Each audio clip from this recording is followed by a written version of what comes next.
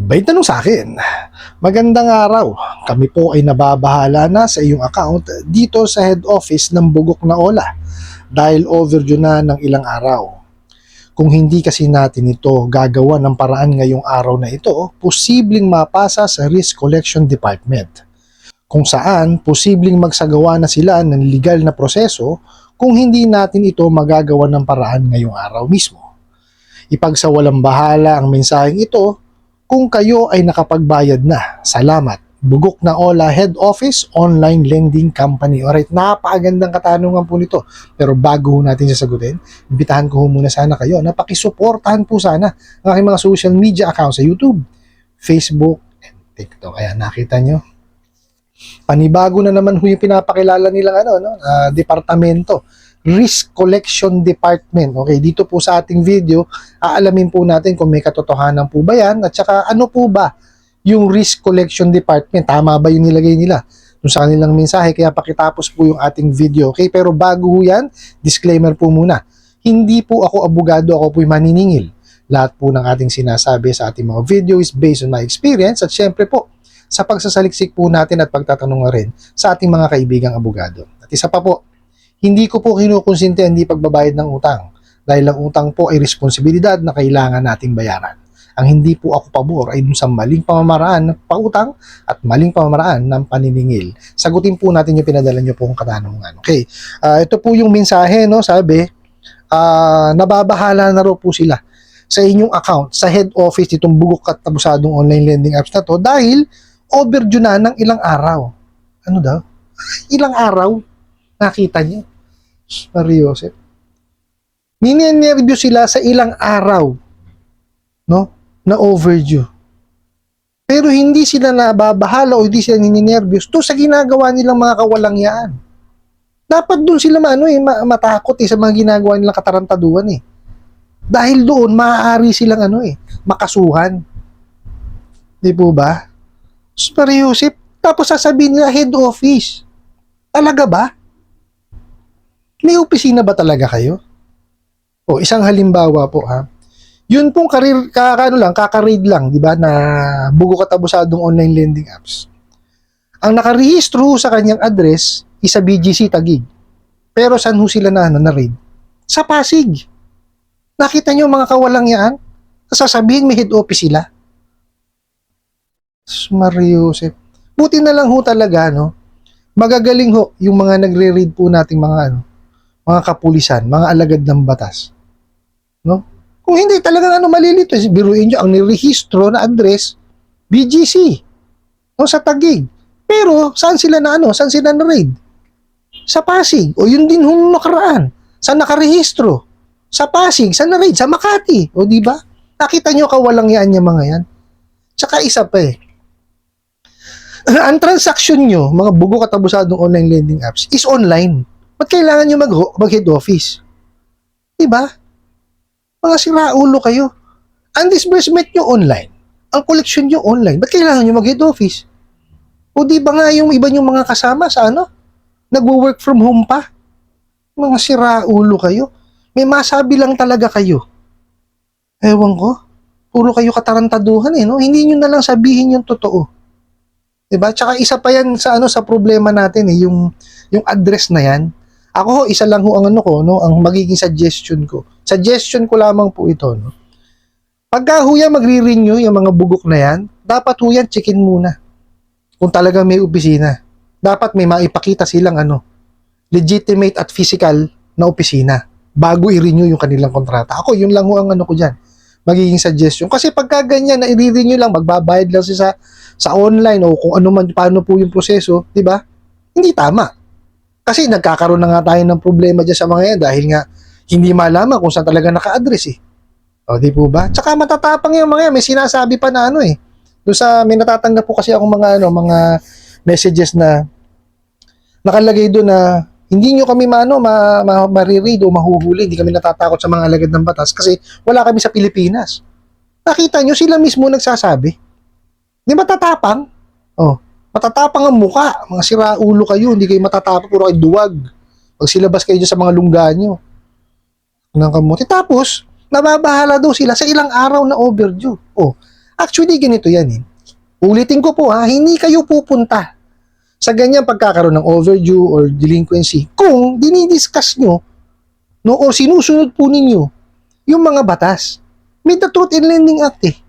Diba? Ang mahirap kasi sa inyo, disburse agad. Paano malalaman ng inyong kliyente? Diba? Kung magkano yung dinisburse nyo talaga or magkano yung kanyang utang. Diba?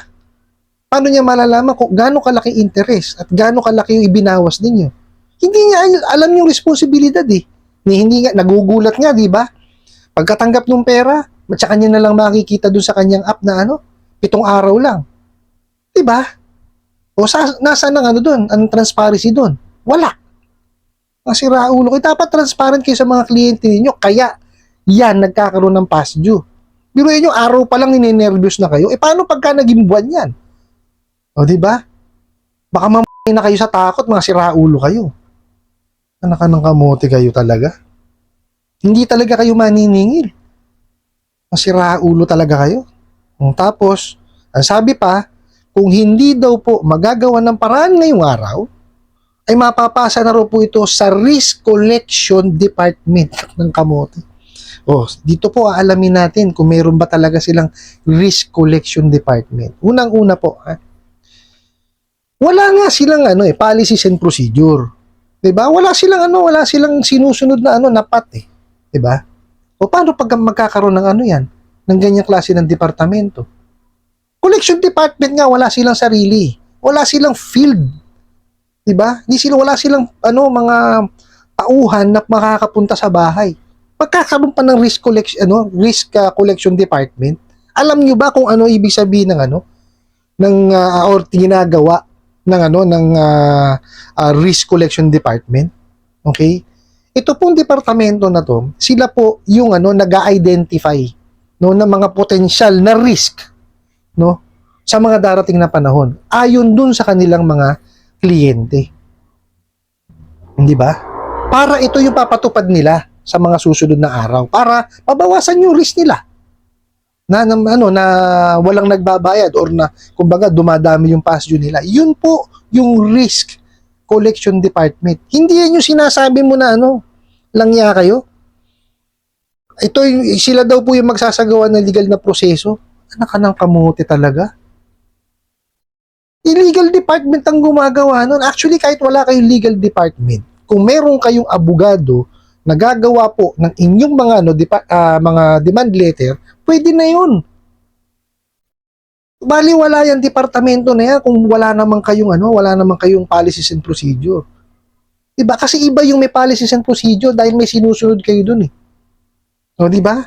O ngayon, anong sasabihin nyo sa akin na meron kayong risk collection department? Mga gago kayo. Mario Joseph. Basta may mailagay lang kayo doon sa mga mensahe nyo para panakot doon sa inyong mga kliyente, gagawin ninyo na wala namang katuturan. Diba? Anong kilalaman ng Risk Collection Department sa pagpoproseso ng o sa pagsasampa ng legal na proseso? Sige nga. Tsaka kaya nyo ba talaga? Makakapunta ba talaga kayo? O makakatungtong ba talaga kayo sa korte? Sige nga, tatanungin ko kayo. Ng kamote. Katakot-takot na baliktad ang aabutin ninyo pagka kayo tumungtong ng korte. Kadami yung batas na nilabag. Data Privacy Act, todas na kayo. O, di ba? The Truth in Lending Act, todas na kayo. Di ba? Tapos yung sa ceiling on interest rate. Napakarami yung nilabag eh. Hindi ko pa isinasama yung pangharas sa mga kliyente ha. Meron pa yung pinakamalalang nyo, nilalabag nyo. Bukod dun sa Data Privacy Act, yung pagpo-post nyo sa social media, which is cyber libel. Yan, may kulong yan. Mga siraulo kayo.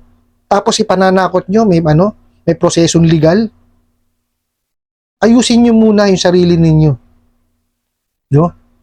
Wala, hindi nyo nga nasusunod yung tamang batas, di ba? Mag-hire kayo ng sarili nyong abogado para maituro sa inyo yung tama.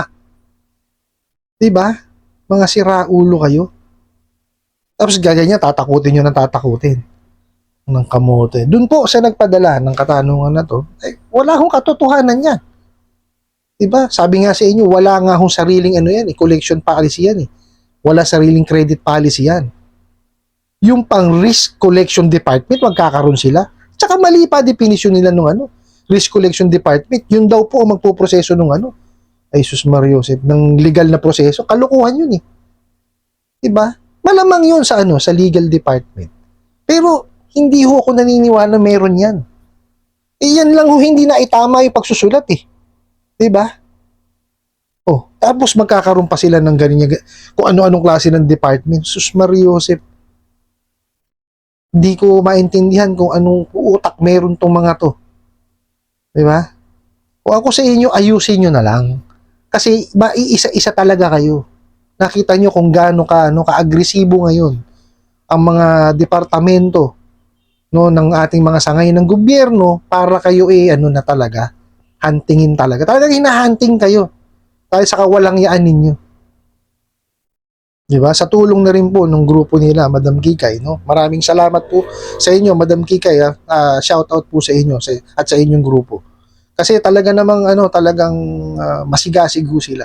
Di sila humihinto, nakita nyo naman. Di ba? Kita mo, umuulan na ganyan, nandun pa rin sila sa ano. Talagang binabantayan nila yung progress nung ano, nung sinampa nila. Di po ba? Sana ganun din po tayo yung mga naapektuhan. Hindi lang ho tayo puro salita, puro comment, puro aksyonan ho natin. Kasi hindi ho kayang gampanan ng ibang tao yung ginawa sa atin itong mga bugo katabusadong online lending apps na to. Kung tayo po ang naabuso, tayo po ang maghahabla sa kanila. Tayo magsasampa ng complaint. Kagaya yan, yung na-raid na yan, o puntahan nyo po. Kung identify nyo naman na na-raid yung ano, yung isa nyong ola, yan, at inabuso kayo, sampahan nyo ng ano, ng complaint. Diba? Para dumadami yan. Habang yan, patong-patong na complaint na nare-receive yan, baon ng baon yang mga yan. Nasa sa atin na po yan, no, kung paano natin susolusyonan yung ating suliranin dito sa mga bugok na to. Di po ba? Bukod po, no, sa hindi na pagtangkilik sa kanila, tapos kung meron na kayong past due sa kanila or delinquency, pag-ipunan niya, tsaka nyo siya bayaran. Tapos pag nabayaran nyo, huwag nyo na tangkilikin. Ngayon, kung meron naman talaga kayong sapat na budget para bayaran yan, at darating yung due date nyo, bayaran nyo na lang ho. Para wag na sumakit ang inyong ulo. Kasi yan, pag kaya pinatuloy nyo silang ipatronage, ay wala ho. Patuloy lang ho maghahasik ng mga kawalangyaan yung mga bugo katabusadong online lending apps na yan. Ano po? I hope nasagot ko po itong katanungan na to at sana po'y makatulong. Maraming salamat po sa inyong walang sawang pag-support at panonood sa aking mga video. Maraming salamat po sa inyong pag-like, pag-share, pag-comment at pagtatanong. And kunin ko na rin po itong opportunity na to na imbitahan po sana kayo na pakisuportahan po sana ang aking mga social media account sa YouTube, Facebook, and TikTok. Hanggang sa muli po, yun lang.